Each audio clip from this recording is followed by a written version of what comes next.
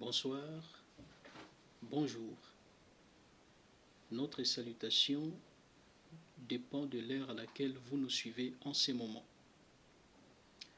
Bien-aimés dans le Seigneur, aujourd'hui nous allons vous parler d'un sujet édifiant qui s'intitule La science des saints.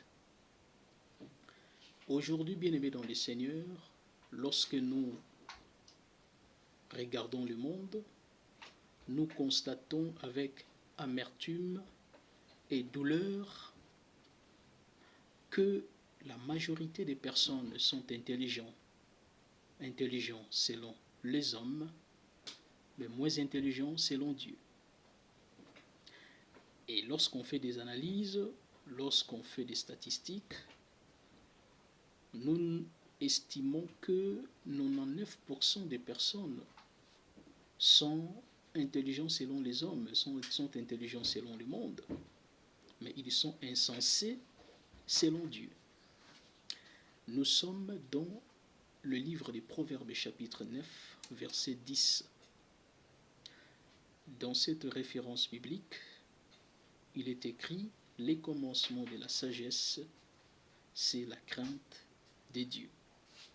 Et la science des saints, c'est l'intelligence. » Ici, la Bible nous dit que la science des saints, c'est l'intelligence. Alors la grande question est celle de savoir comment le monde définit l'intelligence et comment Dieu définit l'intelligence. Cette question est considérée comme la colonne vertébrale, comme l'épine dorsale de notre exhortation. Pour le monde, bien-aimé dans le Seigneur, l'intelligence est la capacité de comprendre, de découvrir des relations, des causalités entre les faits, entre les choses. C'est-à-dire, pour le monde, l'intelligence se mesure, se caractérise par les réponses adéquates aux questions posées. C'est-à-dire, quand quelqu'un répond convenablement aux questions posées, il est qualifié d'intelligent. En effet, le diable utilise beaucoup plus l'intelligence du monde pour nous empêcher de voir la vérité de la lumière. La vérité, n'est-ce pas, ou la lumière de la vérité. C'est-à-dire, il place dans nos cœurs, il place en avant-plan cette intelligence du monde pour nous empêcher de voir la lumière de la vérité. L'intelligence du monde, c'est les dons de l'âme. Elle est pourrie, elle est corrompue. Pourquoi? Parce qu'elle émane d'essence. Quelqu'un peut être intelligent selon le monde, mais il peut être insensé selon Dieu. Des hommes que nous appelons des savants, des scientifiques dans le monde, si ils n'ont pas l'intelligence des dieux, ils sont perçus par Dieu comme des insensés. Alors comment Dieu définit l'intelligence, ou comment la Bible définit l'intelligence? Nous sommes là dans notre deuxième verset biblique, c'est dans Job chapitre 28, verset 28. La Bible dit ceci: puis il dit à l'homme, voici la crainte du Seigneur, c'est la sagesse. S'éloigner du mal, c'est l'intelligence. Donc ici, on définit l'intelligence comme le fait de s'éloigner du mal. Alors le mal s'est défini de trois manières. Le mal peut être défini comme une douleur, le mal peut être défini comme une faute, le mal peut être défini comme un péché. Dans ces cas sous examen ou dans notre intervention, nous considérons la troisième définition, c'est-à-dire le mal dont il est question dans cette exhortation, c'est le mal comme péché. Bien-aimés dans le Seigneur, la plus belle science du monde, c'est celle qui nous apprend n'est-ce pas, comment s'éloigner du mal. S'éloigner du mal est la plus grande science du monde. Dans Proverbe chapitre 27, verset 12, la Bible nous dit ceci. L'homme prudent voit le mal et se cache. L'homme prudent voit le mal et se cache. Nous avons trois catégories de personnes dans ce monde. Nous avons des personnes qui font le mal, nous avons des personnes qui cherchent le mal et nous avons des personnes qui s'éloignent du mal. Même au moment où nous parlons, il y a des hommes qui font le mal, il y a des hommes qui cherchent le mal et il y a des hommes, n'est-ce pas, qui fuient le mal. Et il y a des mal devant lesquels il faut fuir, tels que l'impudicité, tels que l'idolâtrie. Il y a des mal devant lesquels il faut se cacher. Il y a des mal devant lesquels il faut résister. Il y a des mal devant lesquels il faut affronter. Et le mal devant lequel on peut se cacher est celui que l'on peut voir, sentir ou pressentir. C'est-à-dire, vous pouvez le voir avant même son arrivée. Et devant un pareil mal, nous pouvons facilement nous cacher. Et le mal, nous le trouvons partout. Le mal est loin de nous, le mal est également près de nous. On le trouve partout, c'est par mots et par mots. Et vous devez retenir une vérité, parce que le mal est près de nous. Quand le mal est près de nous, nous devons, n'est-ce pas, le fuir. Mais quand le mal est loin de nous, nous devons, n'est-ce pas, nous cacher. Mais quand le mal est à l'intérieur de nous, nous devons le résister. Donc ce sont les trois vérités que nous devons savoir. Quand le mal est près de nous, nous devons le fuir. Quand il est loin de nous, nous devons le cacher. Quand il est, n'est-ce pas, à l'intérieur de nous, nous devons le résister.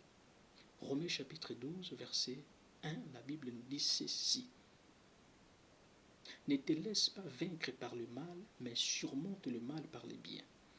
Donc il est possible de dominer le mal, il est possible de surmonter le mal, il est possible, n'est-ce pas, d'écraser le mal qui est à l'intérieur de nous.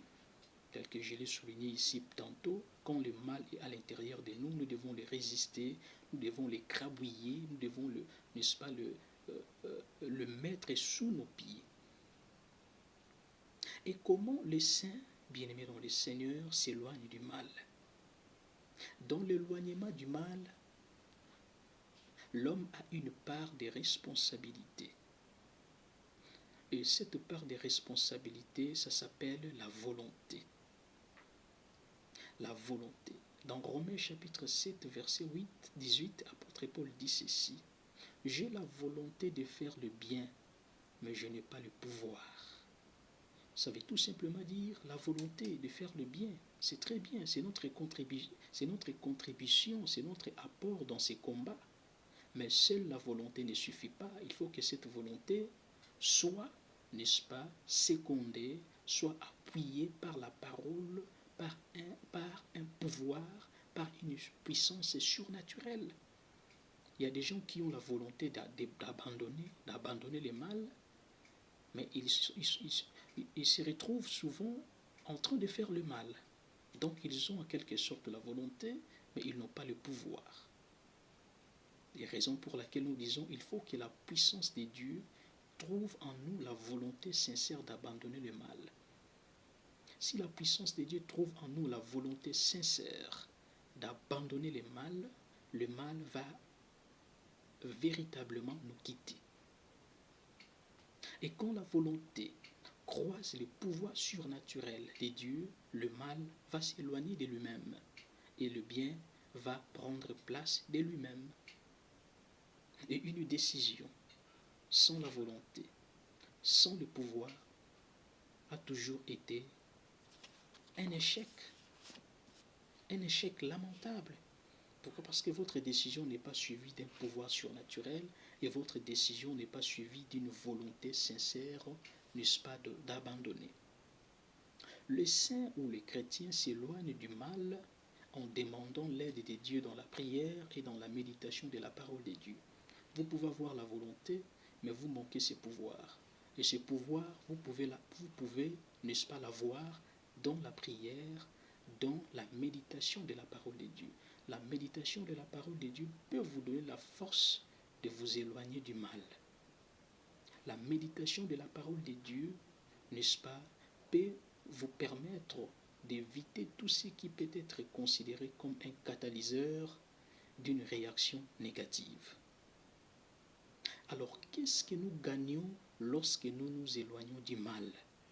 Bien-aimés dans le Seigneur, la première chose que nous gagnons lorsque nous nous éloignons du mal, ça s'appelle l'éternité.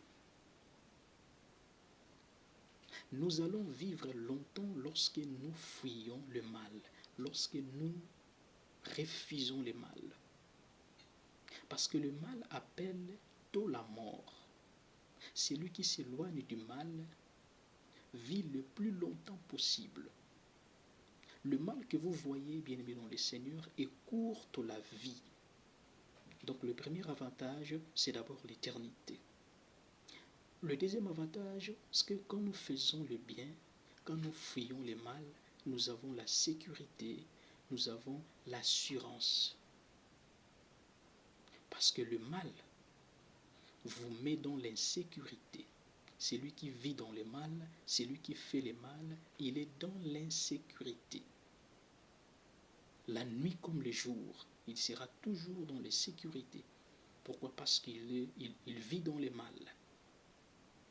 Et celui qui s'éloigne du mal sera toujours une bonne référence, même après sa mort. Bien-aimé, vous devez penser à ça. Quand vous faites le bien, quand vous fuyez le mal, vous gagnez un avantage. Cet avantage, c'est que même si vous n'êtes pas là, dans ce monde des hommes, même si vous êtes mort, votre nom restera toujours dans les bouches des gens. Vous serez une bonne référence, même après votre départ. Le quatrième avantage, c'est que quand nous faisons le bien, quand nous fuyons le mal, nous gagnons la connaissance du bien et la haine du mal. Donc la science des saints, c'est l'intelligence. Or, l'intelligence, c'est s'éloigner du mal. Et l'intelligence du monde ne peut pas cohabiter avec l'intelligence de Dieu. Elles sont incompatibles. L'intelligence de Dieu ne peut pas cohabiter avec l'intelligence du monde. L'intelligence de Dieu est caractérisée par son sens opposé, n'est-ce pas, à la conception générale. Elle n'a jamais été la bienvenue là où les hommes réfléchissent avec leur tête. Raison pour laquelle, quand un intellectuel s'est converti, la première chose que Dieu fait dans sa vie, c'est la destruction de son intelligence. Souvenez-vous de Paul, dans le chemin de Damas. Ses yeux, Dieu avait détruit ses yeux pour lui donner une vision nouvelle, une vision qui était différente de celle du monde. Dans 2 Corinthiens chapitre 5 verset 17, la Bible dit, si quelqu'un est en Christ, il est devenu une nouvelle créature. Les choses anciennes sont passées, voici toutes choses sont devenues nouvelles. Lorsque la Bible dit les choses anciennes sont passées, on fait même allusion à l'intelligence. L'intelligence que vous avez reçue du monde passe et vous allez maintenant acquérir une nouvelle intelligence. Dans Philippiens chapitre 3 versets 7 à 8, l'apôtre Paul dit ceci, des choses qui étaient pour moi un gain, je les regarde comme une perte, comme de la boue afin de gagner Christ. L'intelligence du monde, bien-aimé dans le Seigneur, devient comme une perte de la boue quand on a reçu l'intelligence de Dieu. Tu ne peux pas marcher dans la vie chrétienne avec l'intelligence du monde, sinon vous serez toujours à côté de la plaque, toujours à côté de la plaque. Et celui qui a l'intelligence de Dieu, il comprend les choses de ce monde et les choses du ciel. Mais celui qui n'a que l'intelligence du monde, sa connaissance ne va que ça, va seulement s'arrêter au niveau des choses terrestres. Il sera ignorant par rapport aux choses célestes. Voilà l'avantage, bien-aimés dans le Seigneur, que nous avons dans la connaissance de Dieu. Et celui qui a l'intelligence de Dieu, il comprend le monde, le fonctionnement du monde physique et le fonctionnement du monde spirituel. Il a ces deux avantages. L'intelligence de Dieu, c'est une intelligence qui est pure, c'est une intelligence qui est précieuse. Elle recule quand l'homme commence à prendre plaisir au mal, quand l'homme commence à contempler, n'est-ce pas, le mal avec délectation. Alors, la dernière question, c'est celle de savoir comment détruire le mal. Comment nous devons détruire le mal? La réponse est simple. Pour détruire le mal, il faut détruire sa racine. Il faut détruire sa source. Parce que le mal n'est qu'une conséquence. 1 Timothée chapitre 6, verset 10. La Bible nous dit ceci: la racine de tous les maux, c'est l'amour de l'argent. Si nous voulons avoir donc un monde sans mal, nous devons détruire l'amour de l'argent. Nous devons détruire l'amour de l'argent. Tout compte fait. La science des saints, ce n'est pas seulement l'intelligence. La science des saints, c'est aussi détruire l'amour de l'argent par l'amour de Dieu. Je reprends, la science des saints, c'est aussi détruire l'amour de l'argent par l'amour de Dieu. Et la science des saints, c'est la compréhension de la volonté de Dieu et la soumission à celle-ci. Que Dieu vous bénisse.